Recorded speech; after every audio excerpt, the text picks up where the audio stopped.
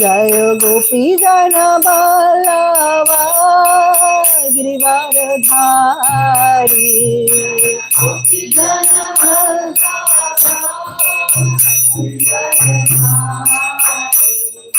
यशोदानंदन व्रजगान रंजन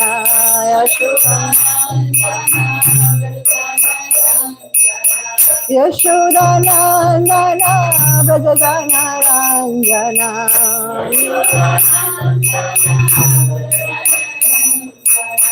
यमुना तीरा वनचारी यमुना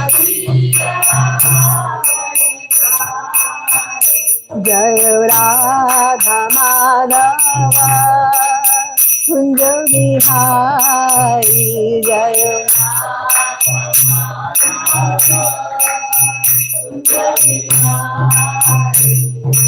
गोपी जन बल्लवा गिरिवरधारी जय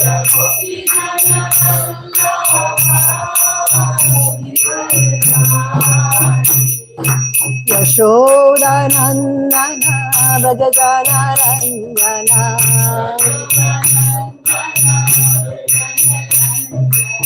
यमुना तीरा वनचारी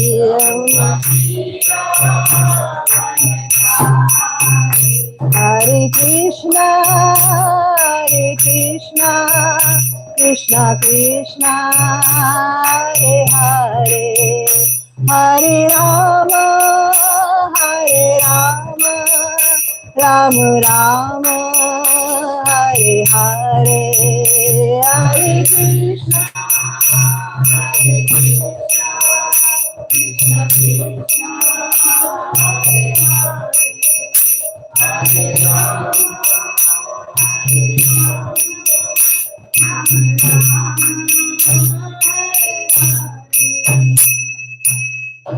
जय श्री राधा वृंदावन नटवर की जय, श्री जगन्नाथ बलदेव सुभद्रा माई की जय, श्री गौरनिताई की जय, श्रीला प्रभुपाद की जय, जय गौर प्रेमानंदे हरि हरि बोल. Okay, so we'll do the Mangala Charan before going on to this. Yeah, everybody can say with me. Om Jnanatimirandhasya Jnananjana Shalakaya Chakshurunmilitam Yena Tasmai Shri Guruve Namah. Shri Chaitanya Manobhistam Stapinam Yena Bhutale Swayam Rupa Tamayham Dadati Swapadantikam Vandeham Shri Guru Shri Yuta Pada Kamalam Shri Gurun Vaishnavamscha Shri Rupam Sagrajatam Sahagana Raghunathan Vitam Tam Sajivam Sadvaitam Savadhutam Parijana Sahitam Krishna Chaitanya Devam Shri Radha Krishna Padan Lalita Shri Vishakhanvitamscha. He Krishna Karuna Sindhu Dinabandhu Jagatpate Gopesha Gopika Kanta Radha Kanta Namostute Tapta Kanchana Gaurangi Radhe Vrindavaneshwari Vrishabhanu Shute Devi Ramami Hari Priye Vancha Kalpataru Vyascha Kripa Sindhu Vyaivacha Patitanam Pavanebhyo Vaishnavebhyo Namo Namaha. Namo Vishnupadaya Krishna Prishtaya Bhutale Shrimate Bhakti Vedanta Swami Niti Ramine. Namaste Saraswati Devi Gauravani Pracharine Nirvishesha Shunyavadi Paschatya Desha Tarine. Jai Shri Krishna Chaitanya Prabhu Nityananda Shri Advaita Gadadhar Srivashadi Gaur Bhakta Vrinda. Hare Krishna Krishna Krishna Hare Hare Hare Rama, Hare Rama, Rama Rama, Hare Hare. Om Namo Bhagavate Vasudevaya. Om Namo Bhagavate Vasudevaya. Om Namo Bhagavate Vasudevaya. So we'll recite a few prayers in praise of Srimad Bhagavatam before we start serving. Narayanam namaskritya naram chaiva narottamam devim saraswatim vyasam tato jaya mudirayet. Before I'll just read the translation. Before reciting the Srimad Bhagavatam, which is the very means of conquest, one should offer respectful obeisances unto the personality of Godhead, Narayan, unto Naranarayan Rishi, the supermost human being, unto Mother Saraswati, the goddess of learning, and unto Srila Vyasadeva, the author. Nashtaprayeshu abhadreshu nityam bhagavata sevaya bhagavati uttama shloke bhaktir bhavati naishtiki. By regular attendance in classes on Bhagavatam and by rendering of service to the pure devotee, all that is troublesome to the heart is destroyed, almost completely destroyed, and loving service unto the personality of Godhead, who is praised with transcendental songs, is established as an irrevocable fact. Okay, so now we will go to our verses today. So this is Srimad Bhagavatam, Canto 2. The cosmic manifestation, chapter 2, the Lord in the heart, and it's titled Various Steps Before Liberation. We'll be doing part 1. So that will be Canto 2, chapter 2, text 24 to 27. So we'll start with text 24.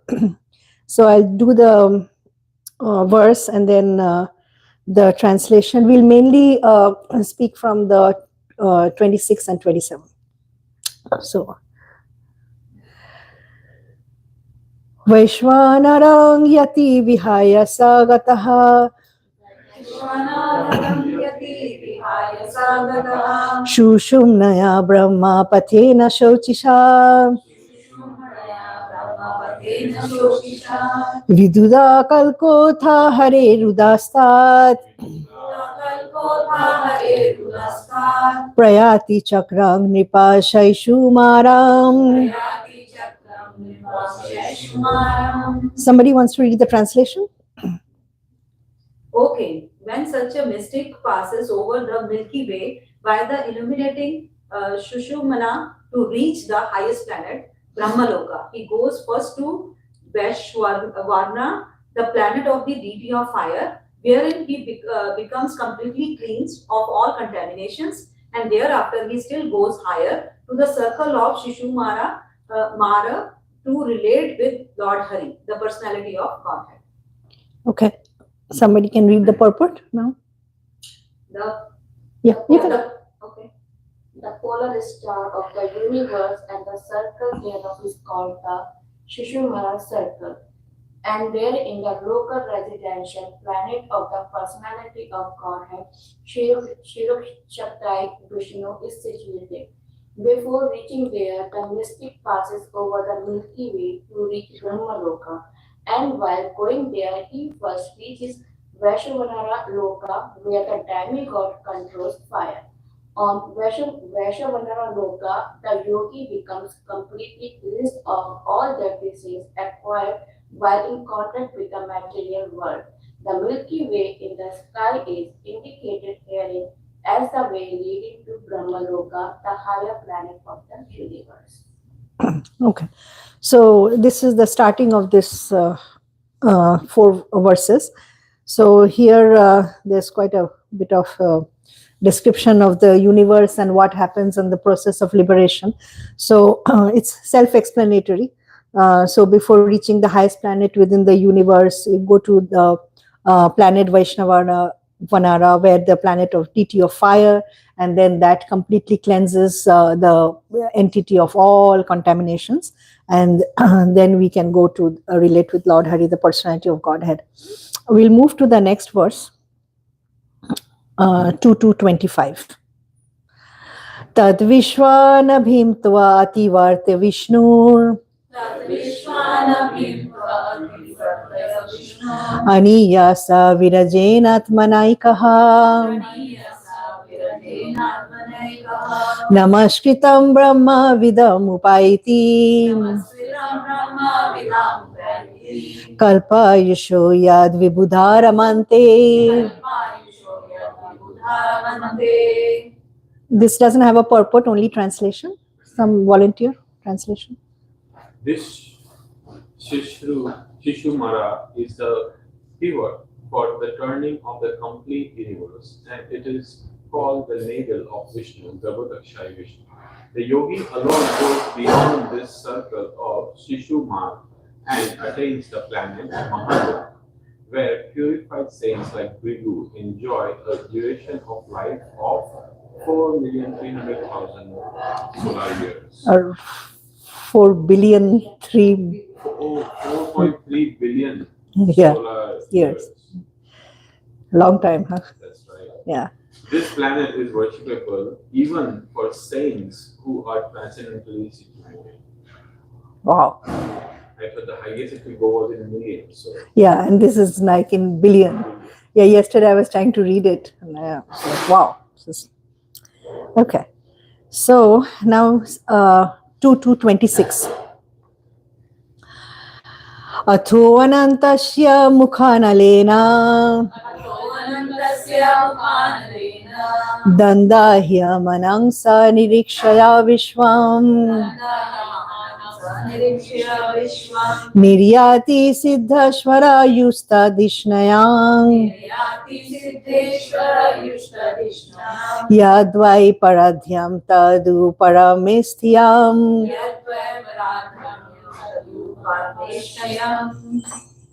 Translation by His Divine Grace Srila Prabhupada. Somebody? At the time of the final equation Devastation. of the completion universe, the end of the duration of the Brahma's life, a flame of fire emanates from the mouth of Ananta, from the bottom of the universe. The yogi sees all the planets of the universe burning to ashes, and thus he lives for Satyaloka by air planets used by the great purified souls. The duration of life in Satyaloka is calculated to be 15 billion to 4 Trillion. 15.48 billion. Years. Yeah, it's actually 15 trillion 480 billion years. Yeah. We can't even imagine, right? Yeah. But in the scriptures, it says that even this is like a flash of nothing, right? So in terms of eternity. Yeah. But for us, it seems like huge. It's like almost like eternal. Okay. So purport. It is indicated herein that the residents of Mahaloka, where the purified living entities or demigods possess a duration of life calculated to be 4.3 billion solar years, have airships by which they reach Satyaloka, the topmost planet of the universe. In other words, the Srimad Bhagavatam gives us many clues about other planets far, far away from us, which modern planes and spacecraft cannot reach, even by imaginary speeds. The statements of Srimad Bhagavatam are accepted by great acharyas like Sridhara Swami Ramanujacharya and Vallabhacharya. Lord Sri Chaitanya Mahaprabhu specifically accepts Srimad Bhagavatam as a spotless Vedic authority, and as such, no sane man can ignore the statements of Srimad Bhagavatam when it is spoken by the self-realized soul, Srila Shukadev Goswami, who follows in the footsteps of his great father, Srila Vyasadeva, the compiler of all Vedic literatures. In the creation of the Lord, there are many wonderful things we can see with our own eyes every day and night, but we are unable to reach them equipped by modern materialistic science. We should not therefore depend on the fragmentary authority of materialistic science for knowing things beyond the range of scientific purview. For common man, both modern science and Vedic wisdom are simply to be accepted because none of the statements either of modern science or Vedic literature can be verified by him. The alternative for a common man is to believe either of them or both of them. The Vedic way of understanding, however, is more authentic because it is accepted by the acharyas, who are not only faithful and learned men, but also liberated souls without any of the flaws of conditioned souls. The modern scientists, however, are conditioned souls liable to so many errors and mistakes. Therefore, the safe side is to accept the authentic version of Vedic literatures, like Srimad Bhagavatam, which is accepted unanimously by the great acharyas. Jai. So, reading this verse, sometimes we hear that scientists say that seeing is believing, right? And whatever we know with our modern instruments, that is all there is, right? Is that true? So there are. The idea of that is true. Yeah, right. Okay, yeah. Because there are many things, right, that we cannot even fathom, we cannot see. Can we see anybody's intelligence? No, we cannot see, but we can perceive, right? I can perceive Ishika is intelligent, right? But we cannot see. We cannot see all these radiation, the waves, like so many waves are right now. Even bacteria, virus, we cannot see. But with our instruments, sometimes we can see some things, right? And besides, material science is always changing, right? So whatever we knew to be a fact, let's say even 100 years back, 50 years back, 5 years back, is no more true now, according to research.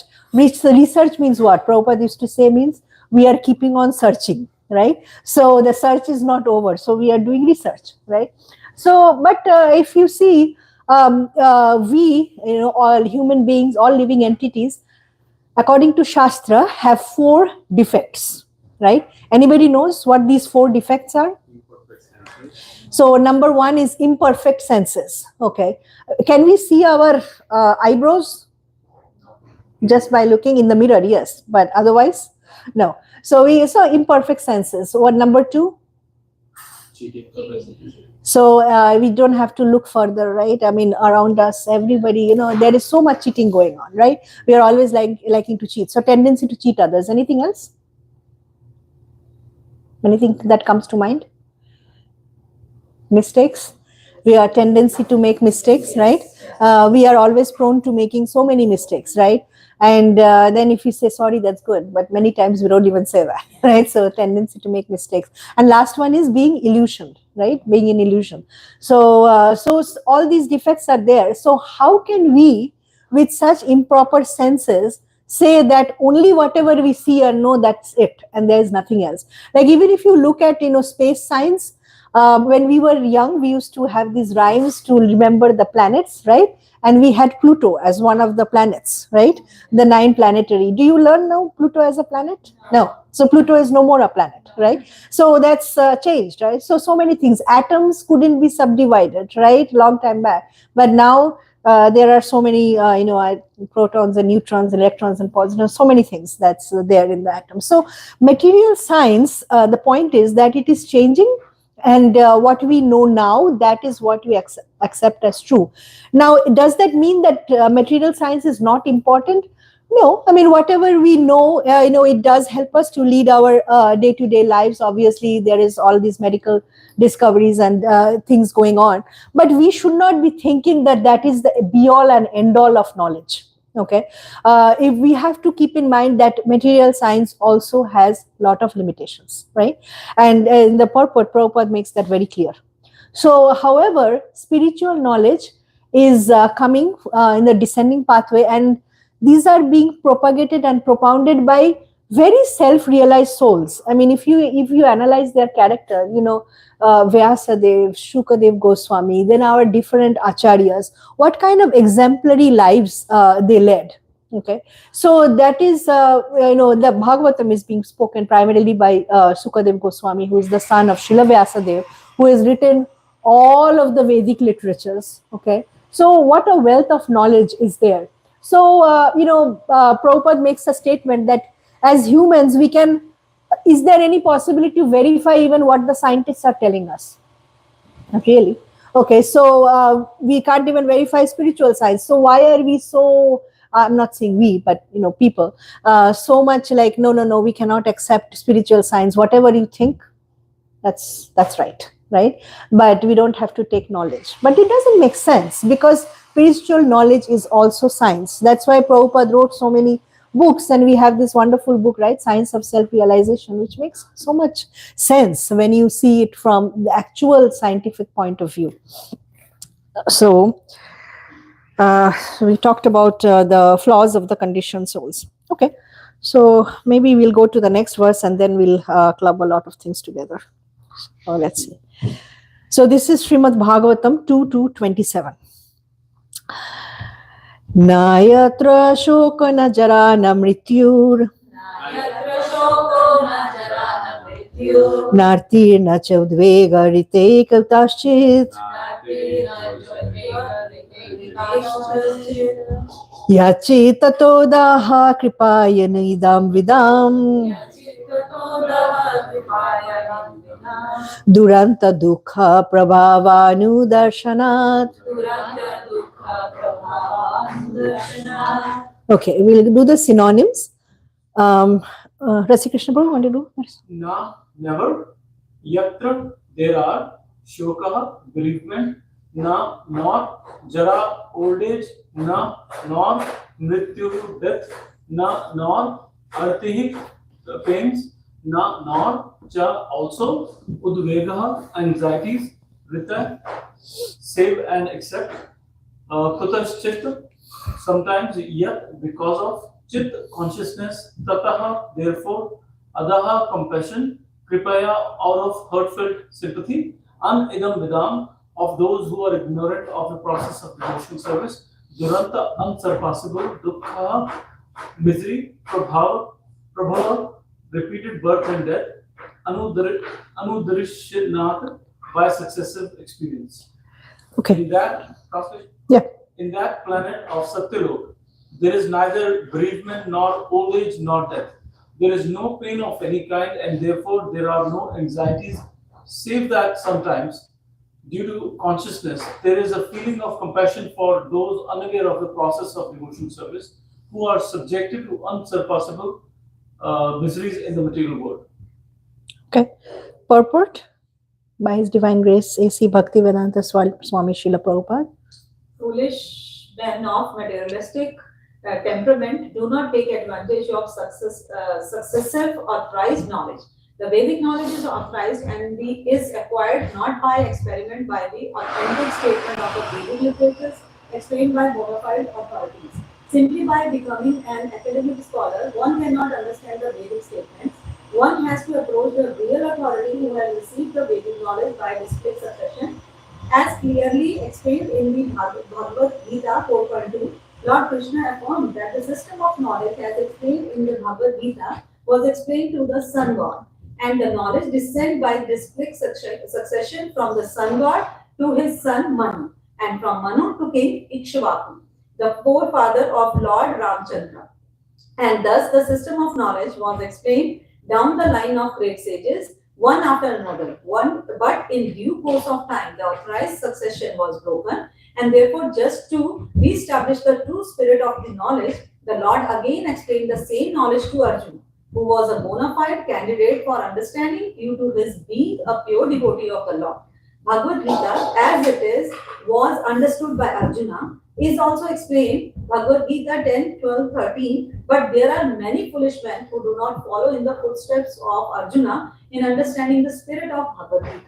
They create instead their own interpretation, which are as foolish as they themselves, and thereby only help to put a stumbling block on the path of real understanding, misdirecting the innocent followers who are less intelligent, or the Shudras. It is said that one should become a Brahman before one can understand the Vedic statements, and this stricture is as important as the stricture that no one shall become a lawyer who has not qualified himself as a graduate. Such a stricture is not an impediment in the path of progress for anyone and everyone, but it is necessary for an unqualified understanding of a particular science. Vedic knowledge is misinterpreted by those who are not qualified brahmanas. A qualified brahmana is one who has undergone strict training under the guidance of a bona fide spiritual master. The Vedic wisdom guides us to understanding our relation with the Supreme Lord Sri Krishna and to acting accordingly in order to achieve the desired result of returning home back to Godhead. But materialistic men do not understand this. They want to make a plan to become happy in a place where there is no happiness. For false happiness, they try to reach out planets either by Vedic rituals or by spacecrafts. But they should know for certain that any amount of materialistic adjustment for becoming happy in a place which is meant for distress cannot benefit the misguided man, because after all the whole universe with all its paraphernalia will come to an end after a certain period. Then all plans of materialistic happiness will automatically come to an end. The intelligent person therefore makes a plan to return home back to Godhead. Such an intelligent person surpasses all the plans of material existence like birth, death, disease, and old age. He is actually happy because he has no anxieties of material existence, but as a compassionate sympathizer, he feels unhappiness for the suffering materialistic men, and thus he occasionally comes before the materialistic men to teach them the necessity of going back to Godhead. All the bona fide acharyas preach this truth of returning home back to Godhead and warn them men not to make a false plan for happiness in a place where happiness is only a myth. Oh, very wonderful, very strong and purport by Srila Prabhupada. So Prabhupada is talking about how this knowledge is received, right? So directly from Krishna. And in chapter 4 of Bhagavad Gita, Krishna talks about how he spoke to Vivashwan, the sun god, and then by disciplic succession it went down. In course of time, as happens, the knowledge got broken, and then he again was telling this to Arjun, right? In the Bhagavad Gita, as we read Prabhupada's Bhagavad Gita as it is, it makes sense. So much things are made clear. So first of all, we have to get knowledge through parampara, right? Bona fide parampara, disciplic succession, right? So a guru who has a bona fide guru who has taught the science to a student who imbibes the spirit of it as well as the knowledge, and then transfers to others, right? So there are 4 paramparas, as we know. Anybody can name them? Rudra Sampradaya, Shri Sampradaya, Kumar Sampradaya, and Brahma Madhva Chaitanya Mahaprabhu's Gaudiya Sampradaya, right? So we belong to the Brahma Sampradaya. So that is how knowledge is received. So Prabhupada talks about these verses. So chapter 4, text 2 in the Bhagavad Gita, this supreme science was thus received through the chain of disciplic succession, and the saintly kings understood it that way. But in course of time, the succession was broken, and therefore the science as it is appears to be lost. And then in 4.3, that very ancient science of the relationship with the Supreme is today told by me to you. So this is Krishna telling Arjun. Why? As you are my devotee. Okay, so that's number 1. So he's telling Arjun because he's my devotee as well as my friend. So, and can therefore understand the transcendental mystery of the science. Okay, so Krishna makes this very clear that if we are hearing in a devotional mood, if you are a devotee and taking Krishna's friend, then this science can be well received.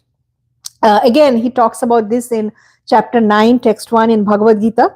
The Supreme Personality of Godhead said, "My dear Arjun, because you are never envious of me." Okay, so since you are never envious, I shall impart to you this most confidential knowledge and realization, knowing which you shall be relieved of the miseries of material existence. Okay, so friend, devotee, non-envious, these are all characteristics for us receiving this knowledge in disciplic succession. 1855, one can understand me, Krishna says, as I am, as the Supreme Personality of Godhead, only by devotional service. And when one is in full consciousness of me by such devotion, he can enter in the kingdom of God.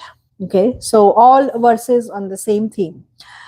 1154, my dear Arjun, only by undivided devotional service can I be understood as I am, standing before you, and can thus be seen directly.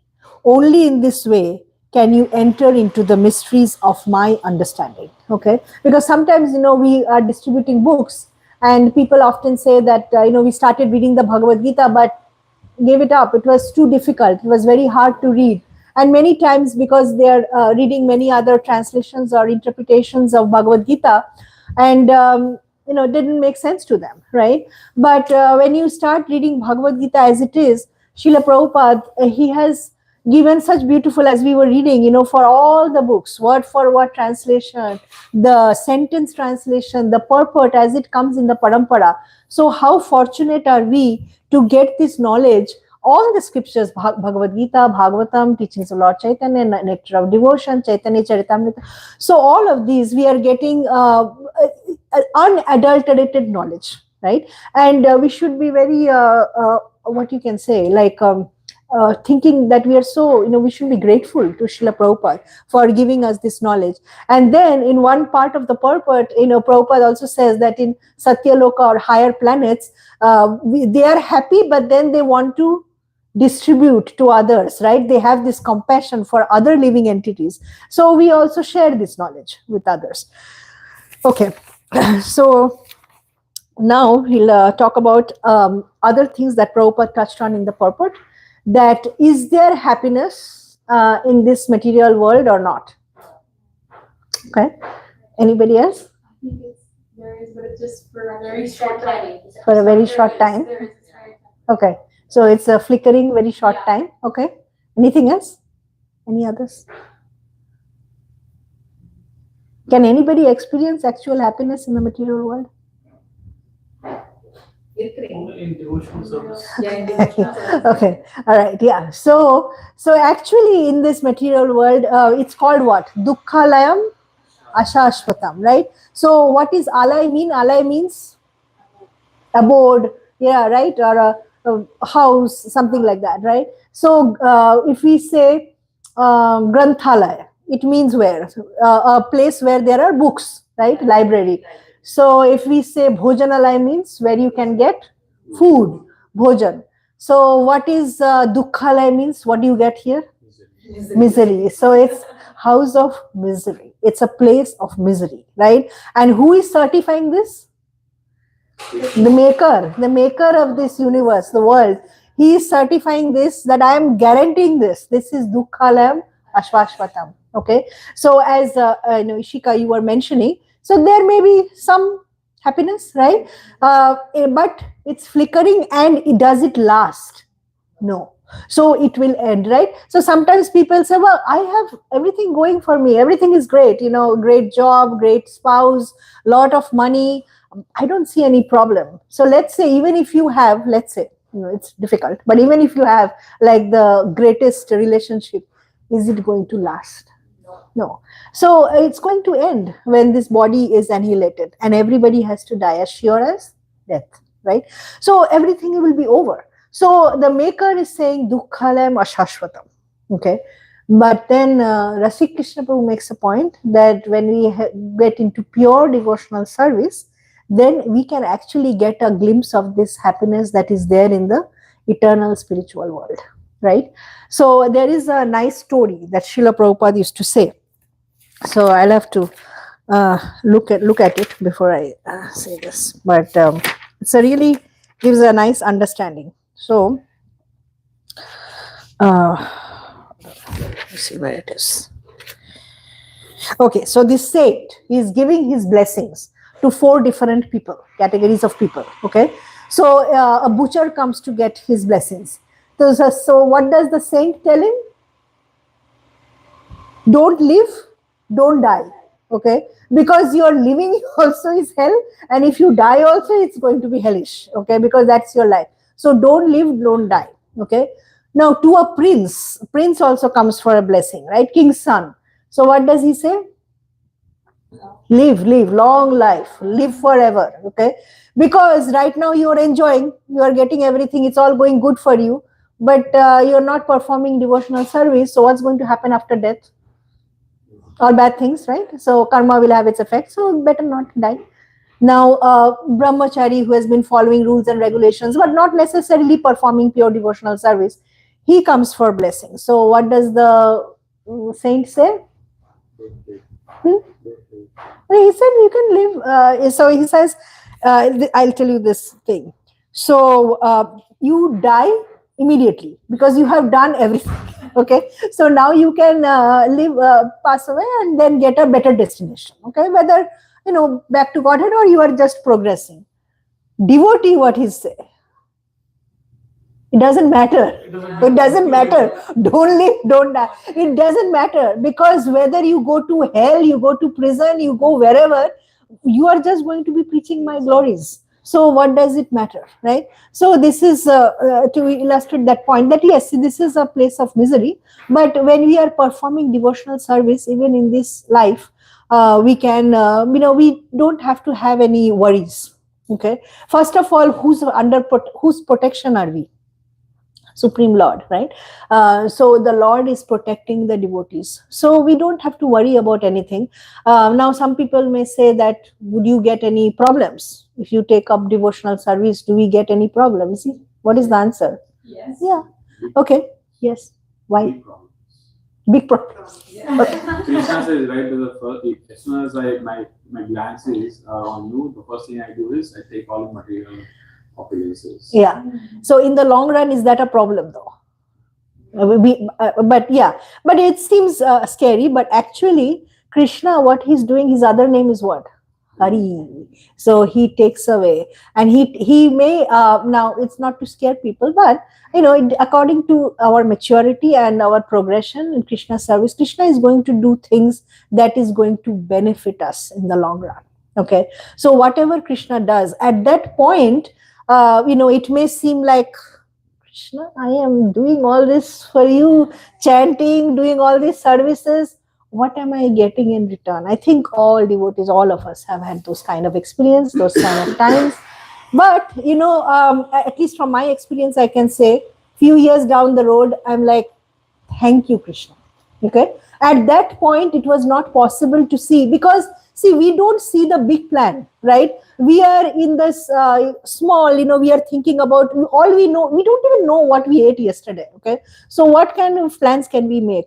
Whereas Krishna has the bigger picture, a big picture, right? So Krishna knows what is best for us. So if, Krishna is our mother, father, friend, everything. So even our material parents are doing so much for us.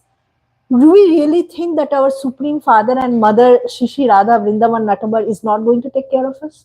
So they will take care of us, but Krishna knows what is actually best for us, right? So sometimes we say that, sometimes we go to the devatas, right? Because we are not getting our wishes fulfilled. So sometimes an example is given. So let's say a little boy goes to in India, we have the pan wala or cigarette shop, and asks for, hey, give me, this is 10 rupees. So the pan wala or cigarette wala will give him, right? There is no problem, because I am getting the money and I am giving you. Now, does he think what is good for this boy? No. So devatas, if you please them, they are bound to give you, because even that Shakti comes from Krishna, right? But Krishna wants our best. So he is just not going to give us whatever we want, or maybe at that time. Okay. But Krishna knows our ultimate, and he will be giving us whatever is necessary for our spiritual well-being. Okay. So, another thing I was reading was that, a devotee, the way that we lead our life, it's like, this lotus, right? It's in the water, but it's not really wet, right? So devotee is like that. Or another example is given, that as we mature in devotional service, we have the coconut, and as it is getting more and more mature, then the inner core, it separates from the outer shell, right? So that means we are not getting more this influenced by the material nature. Okay. So we are able to live in this world but not getting contaminated with all the things that's that's basically given with this material world. So we are going more and more towards Krishna. So again, Prabhupada makes that point that all acharyas say that we have to get out of this material world, right? No acharya, no matter, it's our parampara or any other parampara, no acharya says that please try to make an adjustment in this material world, okay? No acharya ever says that. Live your life in this world as much as necessary to keep the body and soul together, dedicate our lives in the service of Krishna, and then when the time is over, then we go. And service to Krishna also means giving this knowledge to others. Yeah. So, there's this time when I went to India, we visited, Kanchan and I, we visited this place where in Ultaranga, where Bhakti Siddhanta Saraswati Thakur, actually Srila Prabhupada, our Srila Prabhupada met Bhakti Siddhanta Saraswati Thakur for the first time. Such a beautiful place. How many of you have been there? Yeah, so wonderful. Just to chant there, you just feel that rooftop over there. So wonderful. So when Prabhupada first went, he was little, not knowing what to expect of this sadhu. But when he goes there and he pays his obeisances, and then Bhaktisiddhanta Saraswati immediately says, you are a English-speaking person. Why don't you spread this Krishna consciousness all over the world? So Prabhupada said, what did he say? The India is not independent, right? India is under the British rule. Who is going to hear us? Okay, if we talk about this knowledge of Krishna consciousness. And Bhakti Siddhanta Saraswati said, political situation will always change, right? That is the way of the material world. But Krishna consciousness is so urgent, it is so important that it cannot wait for any political situation, for it to get right, or to change, or British rule to leave, or anything like that. This is very important, and this impressed Srila Prabhupada so much. He understood that yes, here is a genuine sadhu, okay, who is actually understanding the knowledge of the scriptures and how important this is. So it's if any of you get a chance, please go. It's in Kolkata, in Ultaranga Junction Road. Very, very wonderful place. So there is this sense of urgency, okay? So many times, even if we take up devotional service, myself included, we are always, okay, we are doing some devotional service, it will happen, it's nice. But if you read, there is a beautiful article by Radhanath Maharaj, where he talks about this sense of urgency, okay? That if you read any sentence of Srila Prabhupada's books, if we are reading, any book of Srila Prabhupada, if we are hearing any lectures of Srila Prabhupada, the sense of urgency is there, okay? That please don't take this human life for granted, okay? First of all, this human life is very rare. Sometimes we think that there are so many human beings around, what is rare about it, okay? But compare it to all these other living entities, okay? The bacteria, the virus, the plants, the animals, the different reptiles. So, it says in the scriptures that, let's say there is a vast ocean, and in that ocean, there is a log floating, a piece of wood, it's floating. And there is a turtle somewhere in that big ocean, and there is a hole, by the way, in that wood. And the turtle is going to try to put its head through that hole in that log in the ocean, right? Now, the ocean, as you can see, everybody has visited an ocean, let's say the Pacific Ocean, or let's say any ocean, it's huge. Now, what is the possibility that this turtle anywhere in the ocean is going to put its head up, and it is going to, first of all, be in the place where the log is, and put its head through that hole in the log? What is the possibility? Almost none. Okay, so that is the possibility of us getting a human body. So this is a treasure. This is a treasure for us, because right now we have all these human beings. All of you are here, right? We don't know. I mean, even if there are microscopic living entities, they're not really using their brains to understand Bhagavad. So how rare is this? And among all these human beings, how many human beings are right now around us? and how many people are actually practicing devotional service? It's very rare. So we have gotten this treasure, so we should use this human life in service of Krishna, right? So this urgency is there. So I was hearing a class, it's a very beautiful. So we have all been in planes, right? And this flight attendant, just before the plane is going to start, it's taxiing, there is this whole thing about our safety, right? From seat belt to what if the plane lands in the water, so many things. How many people are hearing? Nobody is hearing. We have heard this so many times. Who cares? And but it goes on, right?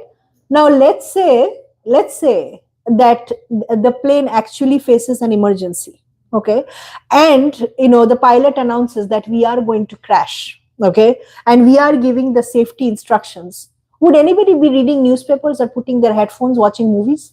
No. I can guarantee you everybody is going to be hearing what they are saying, because this is our life, okay? It can end at any moment. So this is our situation actually in human life. We do not understand. It's actually like this, a lotus, again, bringing up the example of a lotus, but on a lotus leaf, Bhaja Hure Mana, this talks about that our life is like a drop of water on a lotus leaf. What is that permanence of that drop? It can finish at any minute, right? So we don't feel that urgency, but if we actually understand that anything can happen at any time, and this is not a myth. I mean, around us we can see, right? Anytime the carpet can be pulled from underneath our feet, anytime, okay? Now obviously in my work as a psychiatrist, we see a lot of people with a lot of misery. So it happens. I mean, all of a sudden, everything is going great, and then, boom, finished, right? So we have to get this urgency, as Prabhupada says in his books, and Radhanath Maharaj so wonderfully explains in that thing. And actually, the Bhagavatam says that if after knowing all of this, we don't take advantage of the human life and what Prabhupada is given us, then it is like we are committing suicide. Okay, so we are actually atmaghat. We are actually killing ourselves, right? So, okay, there is one thing that I wanted to share with you. It's very beautiful here. So it's from Shrimad Bhagavatam, Canto 11. Chapter 20, text 17. So I'll read the translation. Sorry. Okay, here. The human body, which can award all benefit in life, is automatically obtained by the laws of nature, although it is a very rare achievement. We just spoke about that. This human body can be compared to a perfectly constructed boat, having the spiritual master as the captain, and the instructions of the personality of Godhead as favorable winds, impelling it on its course. Okay. So a human body is not just a boat, but it's a perfectly constructed boat, because we have the higher intelligence to ask, who are we, right? And what is our goal? And then the spiritual master, is the captain. And then we can have the boat and we can have the captain. But if there is no favorable winds, then we cannot reach the destination. So that is the instructions. That's the scriptures, right? Considering all these advantages, a human being who does not utilize his human life to cross the ocean of material existence, that's the Bhavsagar, must be considered the killer of his own soul. Okay. So, we have some time for question and answer. If there is none, we can go on, but we can have some discussion. So, anybody on this topic? Hare Krishna. Or any other thoughts that you have that you want to share? Any reflections? It doesn't have to be questions. Or one thing I was thinking of, in order to even get started in devotion, so even to realize that how rare we need to have that humility. Yes. And it takes me back to the first point that you about that how people knew something differently, but it changed. Research, right? We Yeah. kept searching, and Yeah. I was thinking. I heard this example that so many people. First of all, I'm having so many thoughts, but like so, human form is so rare. So Yeah. there is a saying that it's so rare that you're in the human form. Yeah. It's even rarer that you are alive in Yes. this human form, Correct. because there are more dead people than there are alive people. Mhm. And then it's rarest that in this human form of life you take a devotion service. Yeah. So I was thinking, so many people died thinking that we are the center of the universe and everything is revolving around us. So many people died thinking that this atom cannot be split into further, and people were killed. Yes. Galileo. Galileo was killed. Yes. Just by saying that no, we are not the center of the universe. We are revolving. Yeah. So many there is so much illusion. But Yeah. why it's that is because people have so much of false prestige and False ego. Yeah. They just don't want to give it up. Right. And in order to even get started, in this journey of self-realization, one has to come to this platform of humility where no, I don't know. Yes. Let me listen. Yes. Because that is the biggest obstacle in spiritual advancement, where we say, I already know this. I already know. Why should I listen from you? Right. Yeah. Yeah. So yes, I was thinking that there is so much of, and even for us also as Yes. devotees also, how many times we go to a class and say, "Oh, I already know. We are not this body. We are." Yeah. I already know this. Yeah. But because we are so dull-headed, Yes. sorry, but that is fact. Yes. So we have to be told again and again and again and again and again, because at the end of the day, we have to also see if when we are stepping out of the temple after this class, am I still convinced that what the message that was shared is applicable to me and I'm practicing. That is correct. Yeah, after all these instructions, has there been a transformation of the heart? Right? So, that is very true, because even Arjun, right? He, in the first chapter of Bhagavad Gita, he's giving all these arguments as to why he cannot fight, right? But ultimately, when he tells, Krishna, okay, I give up. I don't know what I have to do. Okay, so you tell me what is right for me. So that is the humility is coming. That is the total surrender. That I don't know what is right, right? But if we always think that we are right, we cannot take instruction from our fellow devotees, from even our juniors. We cannot take instructions from anybody. Then who is the loser actually? It's not these other devotees. It's we who are the losers. Or if we go to a class and we say, again, the same thing, the body and the soul and all of this I've heard, or a pastime, let's say, okay, Kaliya pastime, I've heard it so many times. So why do I have to hear? But think of what Chaitanya Mahaprabhu did. He and Gadadhar Pandit are hearing the same verse of Srimad Bhagavatam.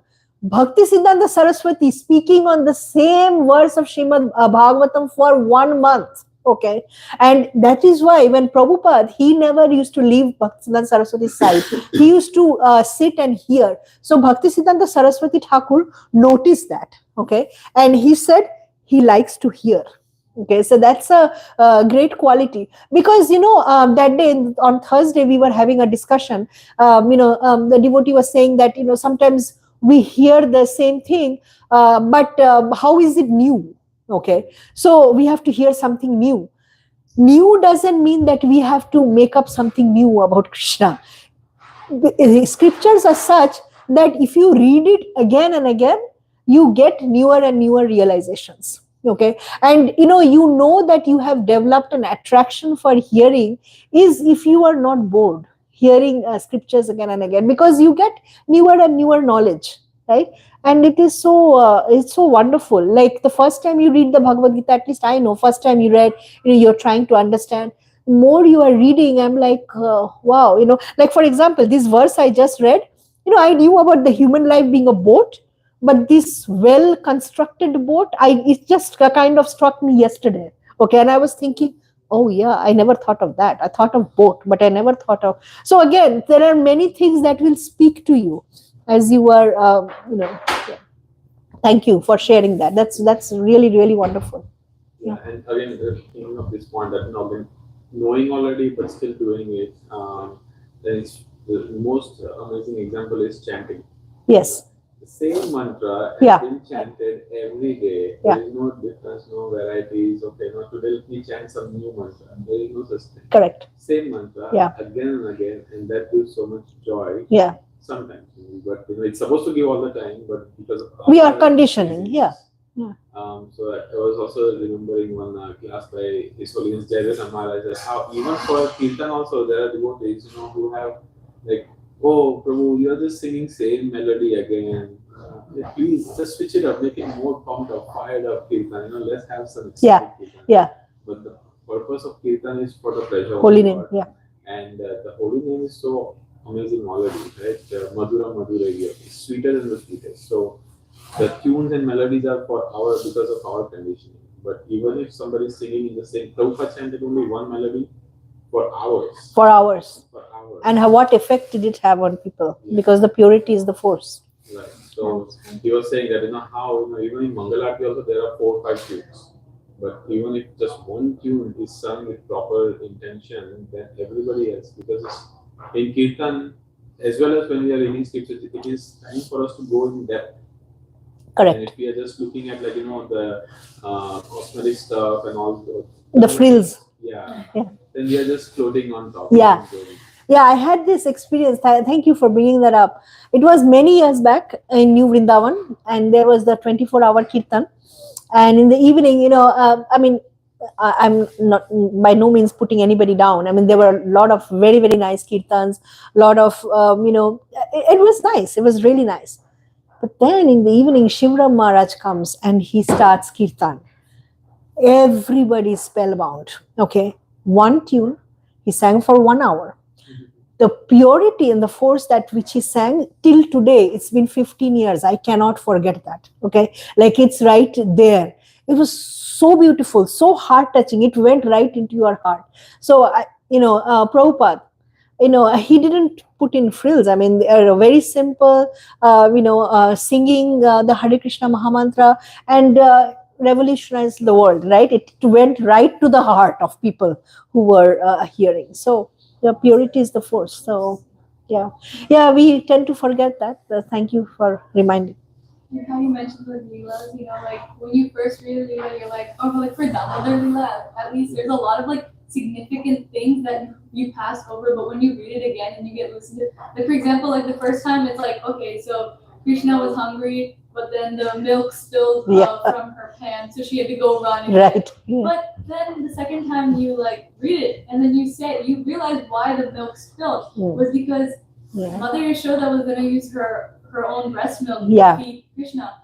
So then the milk in the pan said, "There's no point of living because we're not allowed. Krishna's not gonna drink us. Yes. So we're gonna commit suicide and fall out." So you see, like it seems like a very small detail, but once you like reread, rehear. Wonderful point. Yeah, because in Kartik, right, we go and every day we are hearing Damodar Lila. I don't ever feel getting bored hearing that. It's beautiful. Just every single day for 1 month, you feel sad when that month is over. Okay, so it's just so beautiful, right? Yeah, Krishna's pastime. It's wonderful. Thank you, Damodar Lila. Sense of urgency. Yeah. Sometimes we do devotional service as per our convenience, but we don't feel that sense of urgency. Right. Yeah, right. So that's very important that, that's, we are conditioned souls, I'm not saying that right after this class or this discussion, we are going to, press on the accelerator of our spiritual life, but we need to hear this so that we get to that point. That is our goal and we should strive for it, right? And we can see that devotees who are doing this, they are so blissful. So yes, we can all try, make our best endeavor. Ultimately, Krishna is there to help us. He's not there like the stern judge and waiting for us to fail. No, Krishna is there to help us in doing this.